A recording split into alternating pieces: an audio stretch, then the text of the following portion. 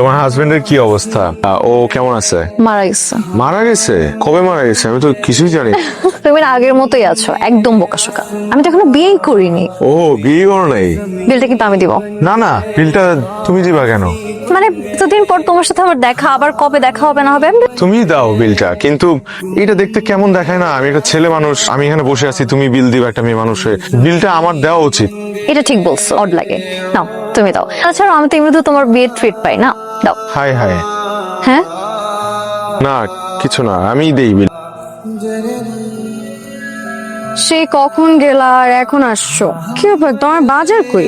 মানি ব্যাগটা পকেট মার রাস্তা দিয়ে যাওয়ার সময় নিয়ে গেছে। আয় হায়, কি বলো?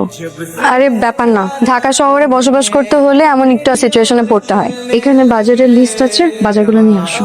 বাজার? ও, নিচে টাকা। তুমি টাকা কোথায় পেয়েছো? হাতে বালা দুইটা বন্ধক রেখে কিছু টাকা আনছি।